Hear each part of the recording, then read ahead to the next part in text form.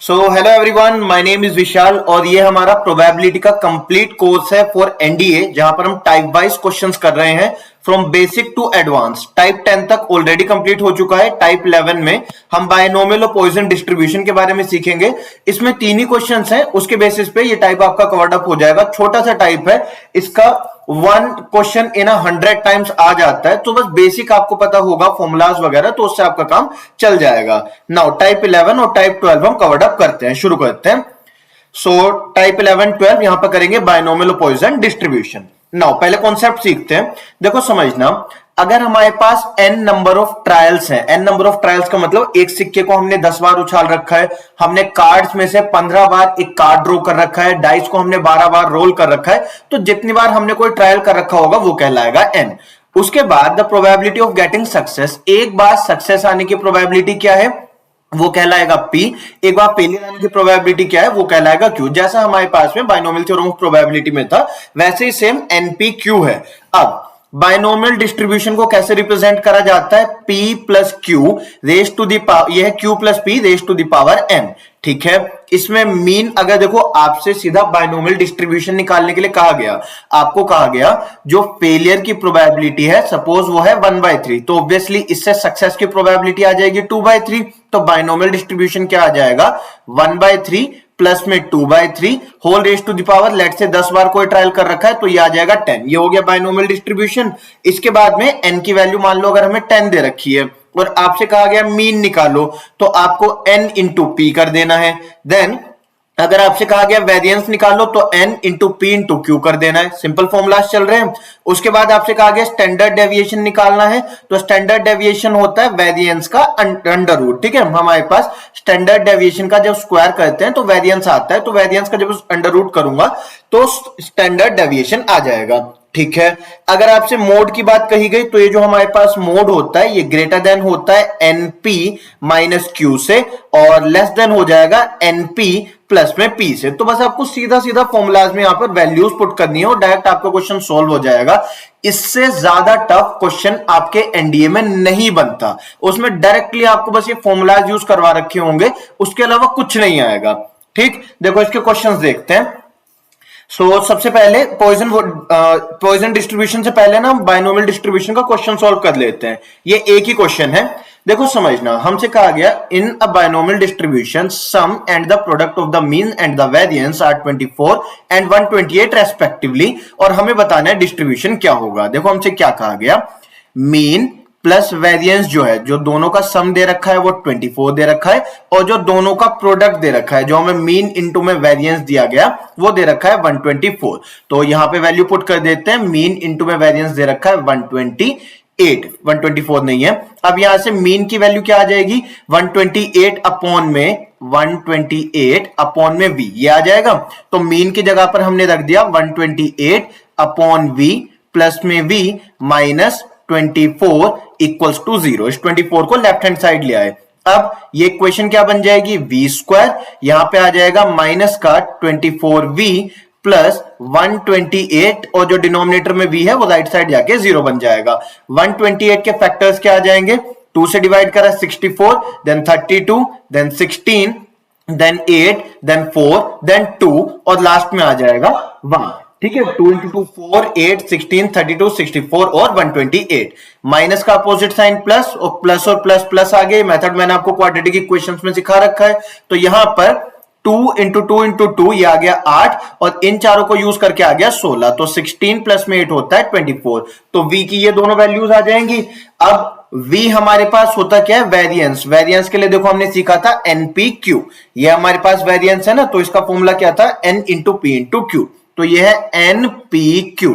अब वेरिएंस की ये दोनों वैल्यूज रख देंगे तो उससे मीन भी आ जाएगा, और मीन हमारे पास कितना है? मीन होता है हमारे पास n इंटू में p। ओके, देखो वेरिएंस की ये दो वैल्यूज आ रखी हैं। अगर हम इन्हें पुट करते हैं, किसी भी एक इक्वेशन में पुट कर लो, जैसे वेरिएंस मैंने 16 पुट करा तो मीन आ जाएगा 8, और अगर हमने यहां पर पुट करा 8 तो मीन आ जाएगा 16। अब इन दोनों में से कोई एक ही पेयर तो सही है, या तो मीन की वैल्यू 8 और वेरिएंस 16 है, या मीन 16 और वेरिएंस 8 है। तो पुट करके देख लेते हैं। तो NP-Q वेरिएंस की जगह पर NP-Q है, इसकी वैल्यू है 16 और अपॉन में रख देते हैं मीन यानी कि एनपी, इसकी वैल्यू है 8। एक बार क्या करते हैं एनपीक्यू अपॉन में एनपी, इसकी वैल्यू रख देते हैं 8 अपॉन में 16। उल्टा हो गया ना, देखो एक बार मीन 16 है वेरिएंस 8 है, ऐसे ही वेरिएंस 16 है मीन 8 है, तो दो अलग अलग केसेस हमने रख दिए। अब यहां से क्या आ जाएगा q इज इक्वल्स टू 2 और यहां से क्या आ जाएगा q is equals to 1 upon में 2। कैंसिल हो जाएगा np तो डायरेक्टली 8 से 16 कैंसिल हो जाएगा 2 टाइम्स, सेम यहां पर भी होगा, यहां पर भी n और p कैंसिल हो जाएगा, तो एक से आया q2 एक से आया 1/2। ये वाला गलत है। क्यों गलत है? क्योंकि Q रिप्रेजेंट करता है प्रोबेबिलिटी ऑफ फेलियर और प्रोबेबिलिटी कहीं भी 1 से बड़ी नहीं होती है, तो ये वैल्यू ठीक है। अब Q रख दिया 1 अपॉन में 2, तो यहां से P कितना हो जाएगा 1 माइनस 1 अपॉन 2 यानी कि 1/2। ठीक है, N और P दोनों से P और Q दोनों आ गए, N निकाल लेते हैं, तो N इंटू में P कितना है 1/2 और यह मीन कितना आ रखा है हमारे पास में, यहां से आया था 16, सो इससे क्या मिल जाएगा N की वैल्यू 32। अब बाइनोमियल डिस्ट्रीब्यूशन क्या होता है Q प्लस में P raise to the power N, so इसकी वैल्यू कितनी आ जाएगी 1/2 plus 1/2 raise to the power 32, तो आंसर आ जाएगा ऑप्शन डी। बस ये करना है हमने इसमें, सिंपल ये करा कि मीन वेरिएंस जो दिया था उनकी वैल्यूज पुट करी, मीन वेरिएंस हमने पूरा सॉल्व करके निकाल दिया, उससे आगे प्रोबेबिलिटी ऑफ सक्सेस और फेलियर यानी कि पी और क्यू, उससे अगेन इक्वेशन में पुट करके हमारे पास आ गए नंबर ऑफ ट्रायल्स, जब नंबर ऑफ ट्रायल्स आ गए हमारे पास में एन आ गया, probability of failure, probability of success, जब ये सभी वैल्यूज आ गई तो इसमें से आप कुछ भी निकाल सकते हैं, binomial distribution, mean, variance, standard deviation या फिर मोड की रेंज, आप इसमें से कुछ भी चीज फाइंड कर सकते हैं। क्लियर? अब देख लेते हैं पॉइसन डिस्ट्रीब्यूशन। तो देखो पॉइसन डिस्ट्रीब्यूशन में अगेन आपके पास में सिंपल फॉर्मूला है, आपसे कहा गया पॉइसन डिस्ट्रीब्यूशन, तो आपको बस इसकी वैल्यू फाइंड कर देनी है। ठीक है, अगर आपसे कभी ऐसा कहा जाए जैसे P ऑफ 3 दे दिया, P ऑफ 0 दे दिया, P ऑफ -1 दे दिया, तो उस समय पर बस आपको इस R की जगह पर यहां पे वो नंबर पुट कर देना है जो कुछ भी आपको दे रखा होगा। इसमें M क्या रिप्रेजेंट करता है, यहां पर ये है मीन, दोनों जगहों पे M है मीन, E है एक्सपोनेंशियल फंक्शन और R क्या है पॉइसन वेरिएट। क्या होता है पॉइसन वेरिएट? देखो पॉइसन वेरिएट आप ऐसे समझ लो जैसे हमारे पास में कोई भी एक रैंडम वेरिएबल है, मान लिया जैसे सिक्के को हमने उछाला उसमें हेड आना, हमने डाइस को रोल कर दिया उसमें एक प्राइम नंबर आना, हमने कार्ड निकाला उसमें एक इक्का आ जाना, तो इस तरीके से जो हमारे पास अलग अलग आउटकम्स आ सकती है ना, वो बेसिकली आर से रिप्रेजेंट होता है। अब ओवर द टाइम वो आउटकम कितनी बार आती है, एक पर्टिकुलर टाइम में पर्टिकुलर समय के दौरान ये आउटकम कितनी बार आती है, वो पॉइसन डिस्ट्रीब्यूशन कहलाता है। आपको इतना डिटेल में जाने की जरूरत नहीं है, आपको बस सिंपल ये समझना है कि यहाँ पे आर की जो कुछ भी वैल्यू आपको दे रखी होगी वो बस आपको इस फॉर्मूले में पुट करनी है, सिंपल इतना सा। ठीक, देखो क्वेश्चन दिखाता हूं इसके, हमसे कहा गया यहाँ पे एक बार देखो आपका फॉर्मूला भी लिख देता हूं, m की पावर r e की पावर -m, तो यहाँ पे है m की पावर r इंटू में e की power -m upon r factorial is equals to p of r, ये पॉइसन डिस्ट्रीब्यूशन का फॉर्मूला है। अब क्वेश्चन में हमसे कहा गया a variable has Poisson distribution with mean m, okay, तो देखो मीन यहां पे सीधा सीधा हमें m दे रखा है। ठीक है, फिर हमसे कहा गया the probability that the variable मतलब r takes any of the values 0 और 2, हमसे कहा गया कि r की वैल्यू या तो 0 हो सकती है, आइदर 0 हो सकती है और 2 हो सकती है, तो हमें प्रोबेबिलिटी बतानी है। देखो प्रोबेबिलिटी में हमने क्या सीखा है, आइदर और के केस में 0 की प्रोबेबिलिटी निकालो प्लस 2 की प्रोबेबिलिटी को प्लस कर दो, ये कर देना है सीधा। तो हमें यहां पे करना ये है कि P ऑफ 0 प्लस में P ऑफ 2 की वैल्यू बतानी है। तो P ऑफ 0 का मतलब क्या हो जाएगा, m की पावर 0 इंटू में e की पावर -m अपॉन 0 फैक्टोरियल। ठीक है, बस हमने कुछ नहीं किया, यहां पे r की जगह 0 पुट किया, प्लस P ऑफ 2 का मतलब क्या है, m की पावर 2 इंटू में e की power -m as it is रहा, अपॉन में आ गया 2 फैक्टोरियल। ठीक है, इतनी वैल्यूज यहां पे। अब इसको सिंप्लीफाई करते हैं, सो हमारे पास में इसे सॉल्व करेंगे तो m की पावर 0 मतलब 1 है, 0 फैक्टोरियल मतलब भी 1 है, तो यहां पर केवल e की पावर -m बच गया, प्लस यहां पे m स्क्वायर है इंटू में e की पावर -m ये रहा as it is, then 2 factorial मतलब 2 इंटू 1, तो यहां पर सीधा सीधा 2 आ गया। ठीक है, सो अब यहां पे e की पावर -m ले लिया कॉमन, तो क्या बचा 1 प्लस ई की पावर -2 अपॉन में 2। अब या तो डायरेक्टली यही आंसर आ रखा होगा या उन्होंने सिंप्लीफाई कर दिया होगा। तो देखो ई की power -m as it is plus 1 plus m e की, यहाँ पे m स्क्वायर है, यहाँ पे कुछ गलत हुआ है क्या, e की पावर -m, ये हमारे पास, अच्छा यहाँ पे एक कैलकुलेशन एरर हुआ है। अगर हमने e की पावर -m कॉमन लिया है, इसको भी हटाते हैं, यहाँ पे m स्क्वायर था, ठीक है, इसको ठीक कर लेते हैं। सो यहाँ पे e की पावर -m था और यहाँ पे m स्क्वायर था, तो e की पावर -m हमने कॉमन लिया तो ये m स्क्वायर बच गया। सो 1 प्लस m स्क्वायर अपॉन में 2, 2 या 2 फैक्टोरियल दोनों की वैल्यू सेम है, तो आंसर आ जाएगा ऑप्शन डी। क्लियर है? आगे बढ़ते हैं। बस आपको फॉर्मूला याद रखना है कि m की पावर r इंटू में e की power -m upon r factorial is equals to p of r है। सो क्वेश्चन में हमसे क्या कहा गया, x एक पॉइजन वेरिएट है, ओके ठीक है, सच दैट p ऑफ 2, हमें एक इक्वेशन दे रखी है, देन हमसे x की वैल्यू निकालने कहा, ठीक है, सिंप्लीफाई करते हैं।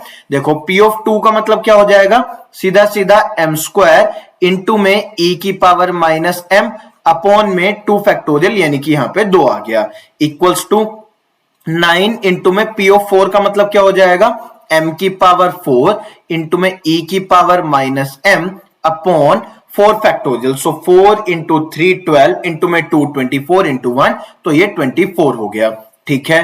प्लस में यहां पे आया 90 इंटू p ऑफ 6, तो p ऑफ 6 का मतलब क्या हो जाएगा, यहां पे आ गया m की पावर 6 इंटू में e की पावर -m अपॉन यहां पर आ जाएगा 6 फैक्टोरियल। सो ये हमारे पास 6 इंटू 5, उसके बाद में 4 फैक्टोरियल आएगा तो उसे 24 लिख लेते हैं ताकि दोनों में सेम बना रहे।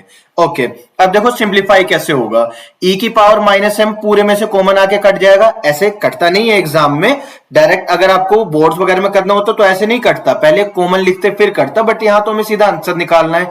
और सिंप्लीफाई करते हैं, सो 3 से 3 टाइम्स और 3 से 8 टाइम्स कैंसिल हो गया, देन 6 से ये कैंसिल हो गया 15 टाइम्स और 5 से ये कैंसिल हो गया 3 टाइम्स, देन उस 3 से ये 24 कैंसिल हो गया 8 टाइम्स, ठीक है। अब m स्क्वायर पूरे में से कैंसिल हो जाएगा, तो यहां पर बचेगा केवल 1 अपॉन में 2 इज इक्वल्स टू यहां पे 3, और जब m स्क्वायर पूरे में से कैंसिल हुआ तो यहां पर बचा m स्क्वायर अपॉन में यहां पर बचा 8 प्लस यहां पे m की पावर 6, m स्क्वायर कैंसिल हुआ तो बचा m की पावर 4 अपॉन यहां पर 8 है। अब इस 8 को भी पूरे में से कॉमन लेंगे तो इस 2 से कैंसिल होगा, मतलब दोनों जगहों पे 4 बच जाएगा। ओके, अब सिंप्लीफाई करते हैं, तो देखो यहां पे क्या बचा, यहां पे बचा 3m स्क्वायर प्लस m की पावर 4, 4 गया उधर मल्टीप्लाई में, तो ये कुछ इस तरीके से इक्वेशन आ गई।